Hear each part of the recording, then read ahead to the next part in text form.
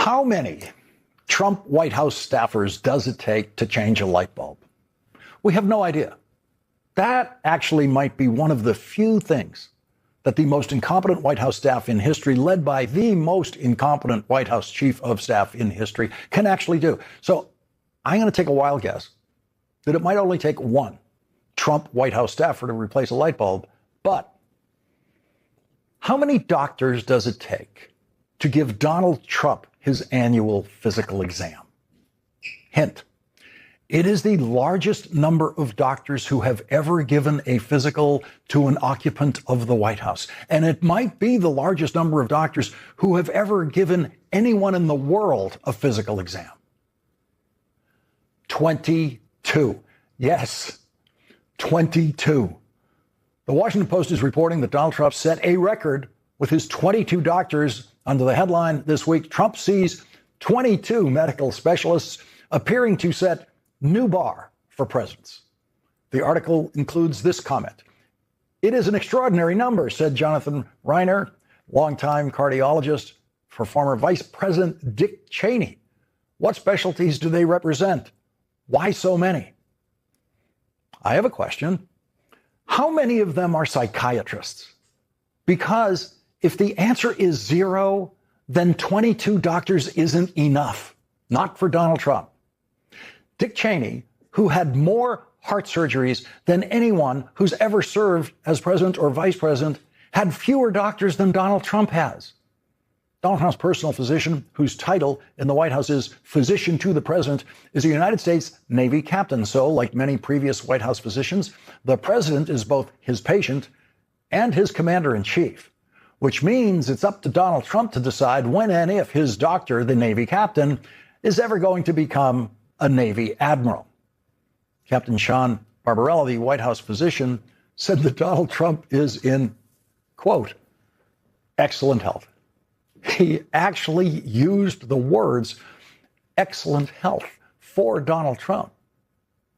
In the Washington Post article about Donald Trump's 22 doctors, a White House official is quoted telling this lie. We have nothing to hide. The Trump White House has something to hide about everything, including Donald Trump's 22 doctors and his health.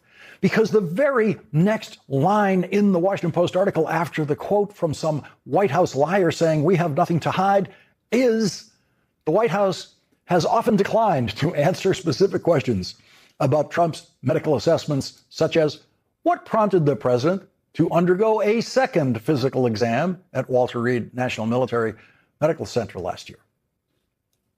And there's this. Trump's medical reports also no longer include a common hair loss prevention drug that his physicians said he routinely used during his first term in office. White House officials have declined to comment on Trump's past use of the drug, finasteride, and whether he had stopped taking it. So the lying White House official who says we have nothing to hide is hiding. Whether Donald Trump still takes a hair loss drug, they're lying about that. They can't tell you the truth about that. When you work in Donald Trump's White House and you issue a written report about his annual physical examination, it's actually titled his annual physical examination, and it's no longer annual, it's actually frequent, and you're supposed to reveal in that document all the drugs that the president takes, you refuse to say whether he takes a hair loss drug. But you do include this on page 2 of your 3-page medical report. AI-enhanced electrocardiogram analysis estimated his cardiac age, an established measure of cardiovascular vitality, to be approximately 14 years younger than his chronological age. I ran that line by a cardiologist tonight, and his response was, quote, such bullcrap. And I cleaned that up a bit.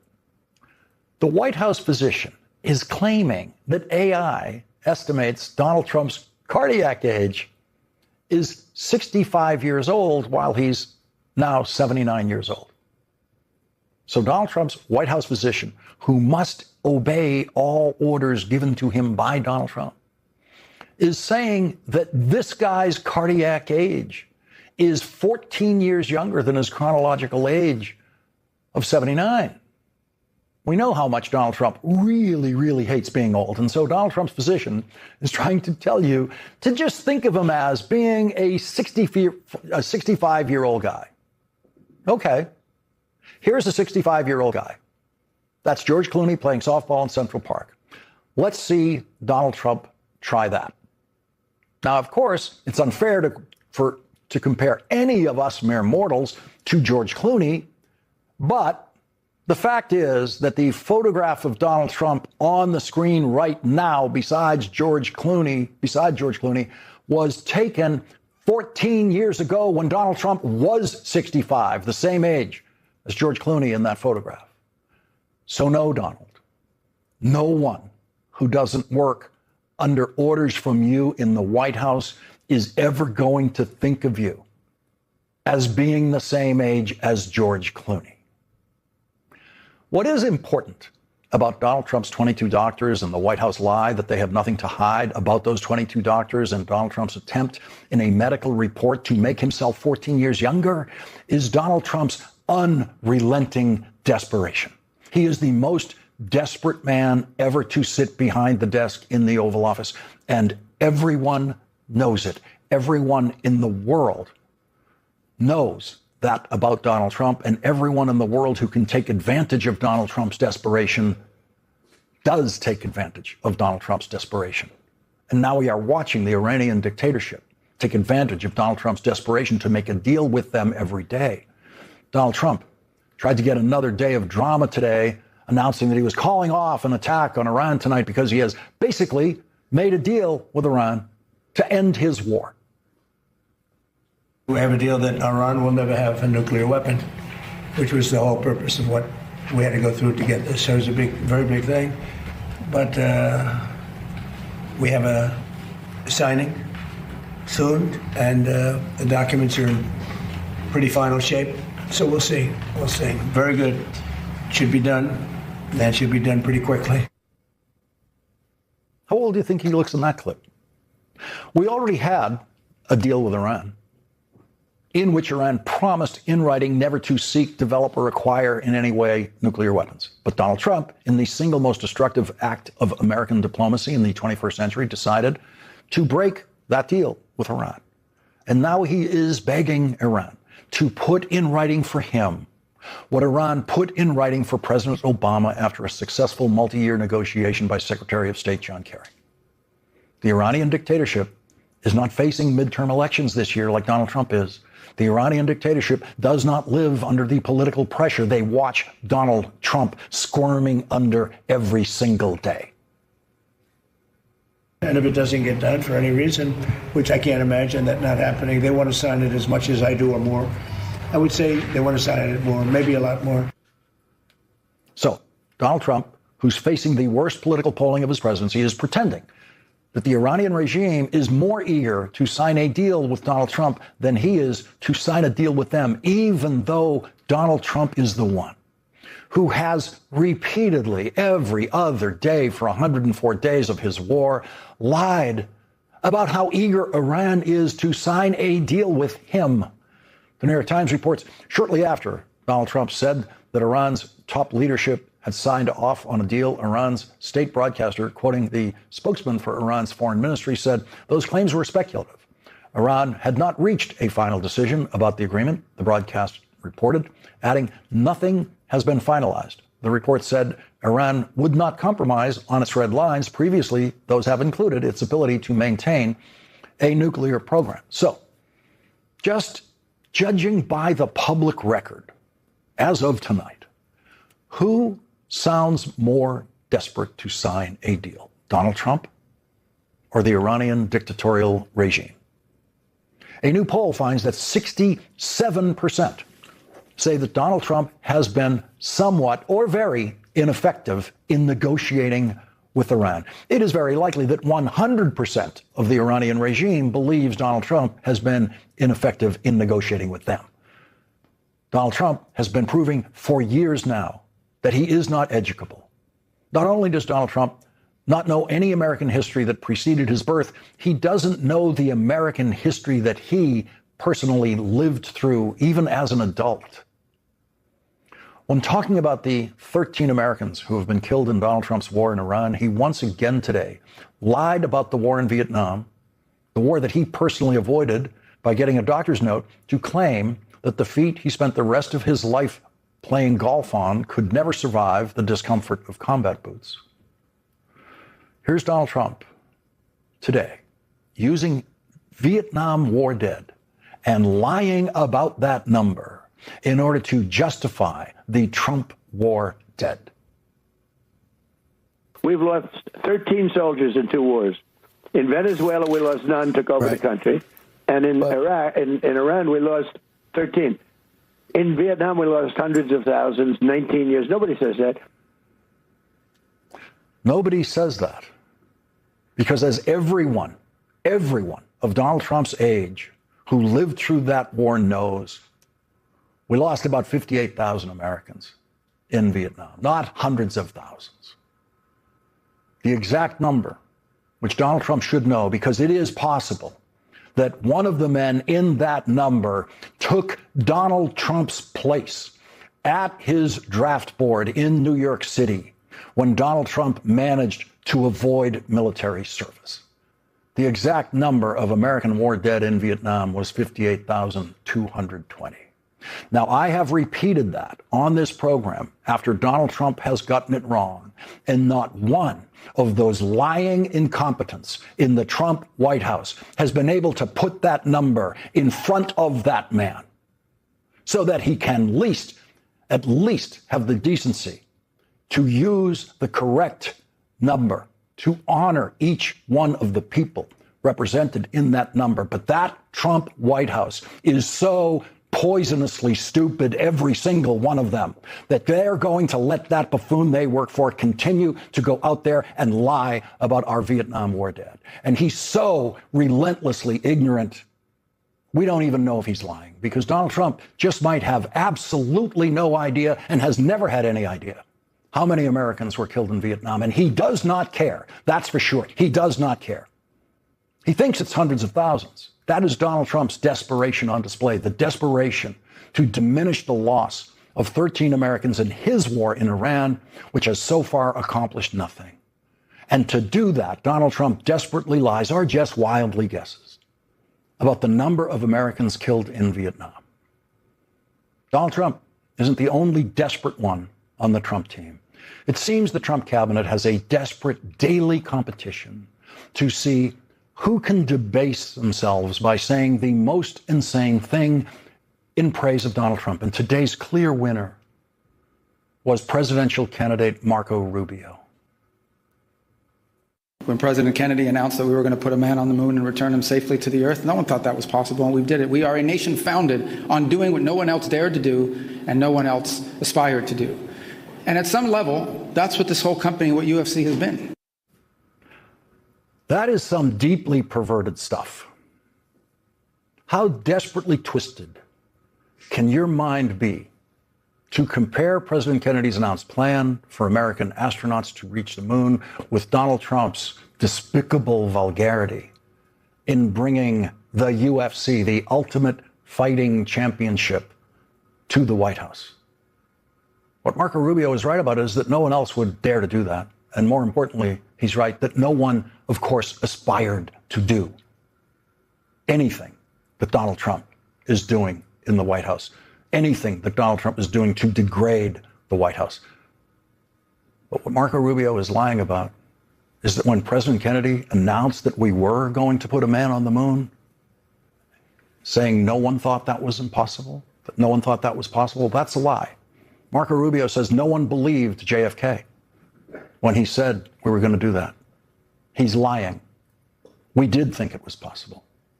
And President Kennedy simply saying it made more people believe it was possible. People around the world believed it was possible to send someone to the moon because the President of the United States said it was. And then, of course, the United States proved it was possible and did it. Everyone knew. Everyone in the world could know then that the President of the United States would not have announced the plan to send astronauts to the moon unless the President knew it was possible, knew it could be done, and knew it would be done. And now the whole world knows. After the Washington Post documented Donald Trump telling over 30,000 lies in his first term in the White House, that if Donald Trump says it, the whole world knows. It's probably a lie. Leading off our discussion tonight is Democratic Senator Peter Welch of Vermont. He is a member of the Senate Finance Committee and the Senate Judiciary Committee. Senator Welch, thank you very much for starting off our coverage tonight. Donald Trump is once again playing the game of the Iran war is over. He's actually said at another moment today that it's over. It's completely over. The deal is done. Iran doesn't seem to think so. Well, the fact is that, you remember, Trump said that he blew up all the nuclear material. That didn't happen. He wanted regime change. We got a new Ayatollah. He said the missiles would be destroyed. Our own CIA says they've got 75% intact. And what the reality is that Trump, he is in a stalemate. And to use his phrase, he doesn't have the cards. Because what happened after the B-1s dropped the bunker buster bombs is Iran closed the Strait of Hormuz. And that is having an incredible impact on the world economy and us right here. And the second thing is that his ally, Mr. Netanyahu, is in disagreement with Trump. Trump does desperately want to negotiate resolution, something that will be less favorable than the Obama JCPOA, as you mentioned. But he's got a partner who wants to escalate the war, not end it. And he's displaced 1 million people in Lebanon. So Trump's in a jam. And he desperately wants that deal. I hope he gets a deal because it's really important to us that this war end. But there's nothing that's going to come out of this that remotely resembles the purpose for which Trump justified his unilateral decision to go to war. So yesterday he said he loves inflation. Today he bragged about spending $250 million just yesterday on his attack on Iran yesterday. He bragging that cost $250 million, which, by the way, is one of the only cost numbers we've gotten from the Trump administration about how much this thing is costing. Well, that's right. And keep in mind, the basic promise he made running is he was not going to get us into Mideast wars. And here we are, unilateral decision. The war is probably costing us about $2 billion a day.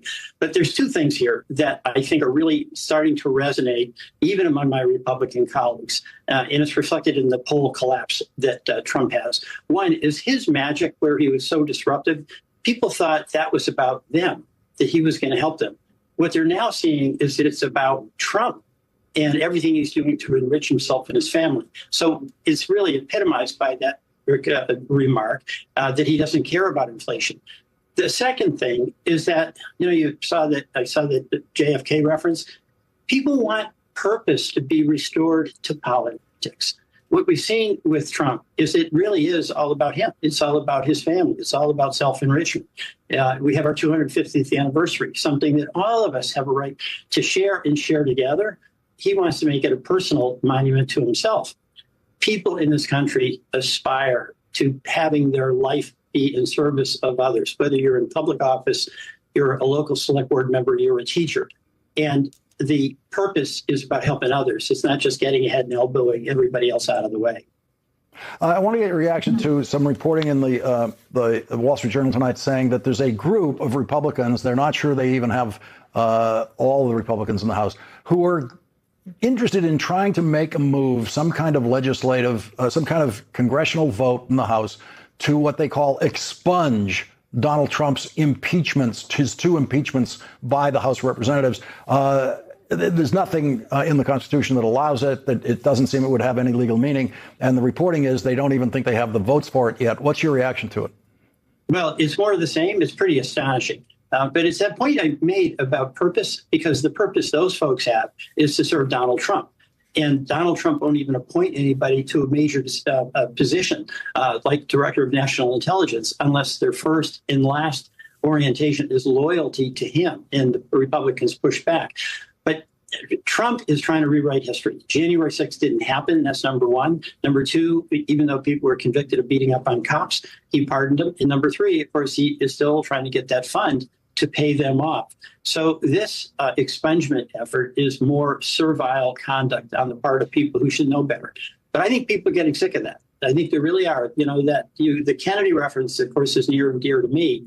But what's exciting for people is that they have a sense that we're in this together and that we want to make our communities better and we want to make our government better and we want to thrive together. Senator Peter Welch, thank you very much for starting off our coverage tonight. Thank you. And coming up, retired Lieutenant General Mark Hertling joins us next. Today, Donald Trump said this about his war in Iran. We can walk in there tomorrow. We could take soldiers. I don't want to have boots on the ground, but if I wanted to, we could put a small group of soldiers and take over the whole place. They're finished. Joining us now is Lieutenant General Mark Hertling, retired commander of the U.S. Army in Europe. He is an MSNOW military analyst. General, I want to get your reaction to what we just heard Donald Trump say.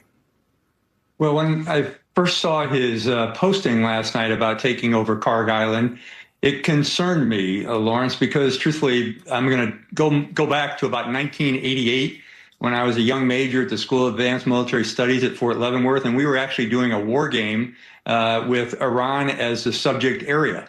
And we were also not only doing the consequences of a maneuver into Iran for potential operations as a contingency, but we were also watching what the Iraqis were doing. And at that time, Iraq was in an 8-year war with Iran. And for 4 of those years, they had attempted to overcome Karg Island, the very area that President Trump was talking about today. They understood that it was a decisive point. It was an opportunity to basically destroy Iran's economic system, but also influence their political and military actions. For 4 years, the Iraqis, who at the time had the 4th largest army in the world under Saddam Hussein, could not do that. It was such a tough operation, and it didn't affect the entire nation of Iran. It certainly did close, and those were called the tanker wars, as you and I both recall. They were able to do a lot of destruction, but they never persuaded Iran during that period of time after 4 years to succumb to their demands. What does it mean when a commander-in-chief, and we've never seen this before, but when a commander-in-chief is constantly talking about how easy it is to do whatever he wants to do in this war, including putting in ground troops, if he would just decide to do it? Yeah, it's interesting because going back to Clausewitz said everything in war is simple and the simplest things are difficult. If you haven't experienced combat, if you haven't experienced war, you don't understand how hard things are when you're putting forces on the ground. And for an individual, any individual, to keep saying, I could end this war in a minute or I could achieve decisive victory in a week, it's just ludicrous because they don't understand the human dimensions, the will and the resources that are involved in combat. And it's insulting to those who do wear the uniform and who have to command those troops. Let's listen to something else Donald Trump said. This is about now. He's talking about these ships that he is imagining passing through the strait. Let's listen to this. Bombed their radar and everything, so they couldn't see what was going on. And we took out some nights 25 ships, some nights 15. The last 4 or 5 nights we did 25, 22, 21, 26, 18, and 14. Who else would remember those numbers? Nobody. Admiral Kirby was here last night, and he said that he seems to be talking about the ships we already knew about. Yeah. And Admiral Kirby was a surface warfare officer. I would suspect he knows about those kind of things. He and I are very good friends. We've talked about our Army and Navy debates, but we've also talked about our kinship in combat. And Admiral Kirby, I saw him last night on your show, Lawrence, and he was exactly right. There have been escorts, not escorts, as Admiral Kirby mentioned. There were methods of getting some ships out of through the Strait of Hormuz. But also, as I think Admiral Kirby mentioned, the New York Times reported that about a month ago. So, the president could list those numbers off the top of his head. I'm not sure how many of them are correct, but that has been going on for some time. As we go forward, what would you be looking for in terms of public comment, if any, from the Iranian side to indicate they might actually be close to a deal? Yeah, from the very beginning, Lawrence, I've watched this closely, and we seem to have a huge delta between what Iran is looking for, which is basically sanctions relief, relief of frozen assets, the allowance of them to basically control the Strait of Hormuz and maybe charge tariffs on ships that are using their ports. So they are interested in the fiscal requirements and the stopping of any kind of kinetic operations on their soil. It seems like President Trump is now focused exclusively on nuclear capabilities of Iran. But over the last couple of weeks, the last 3 months during this operations, those end states have changed multiple times. So when you look at the potential for a memorandum of understanding of what is going to be discussed allegedly in Europe, as the president said today, I would like to see what kind of negotiators are going to be there, who is negotiating for the Iranian government, what are their final stipulations, what do they want to talk about in the memorandum of understanding.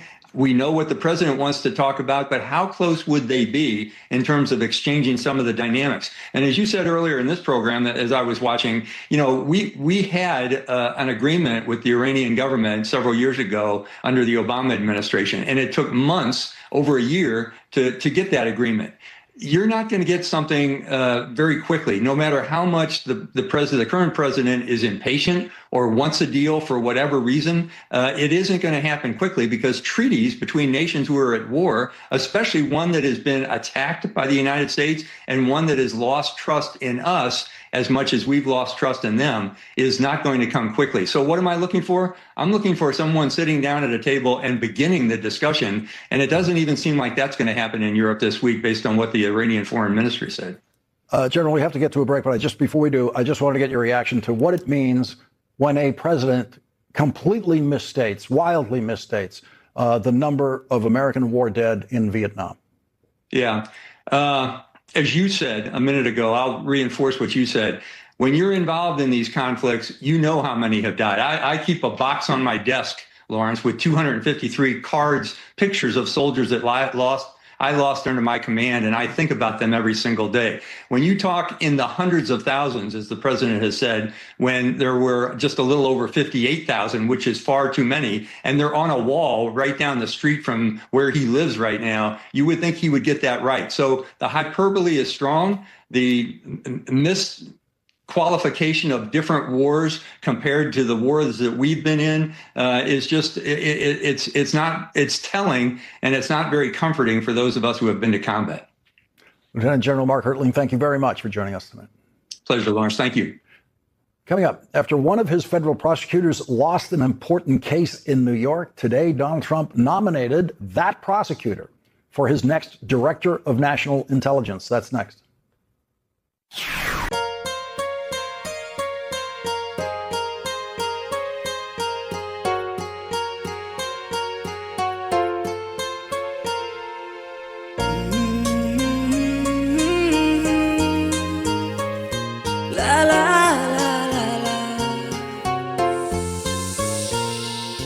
চলে যাবার সে সময় কেন তাকালে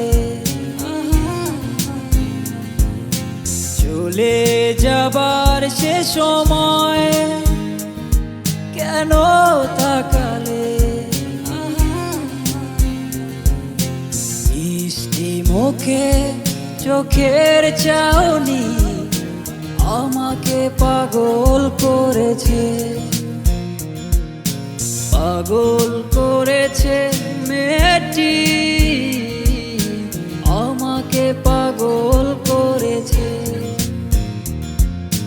চলে যাবার সে সময় কেন তাকালে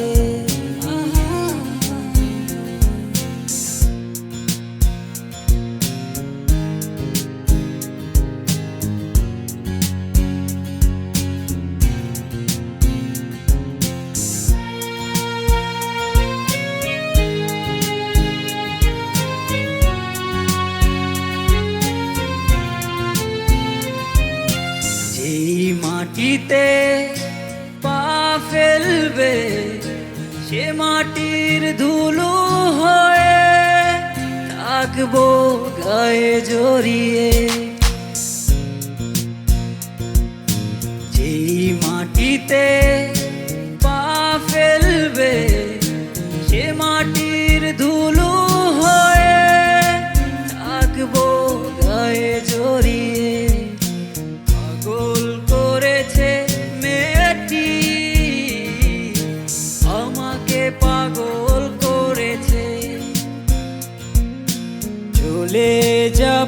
সে সময় কেন তাকালে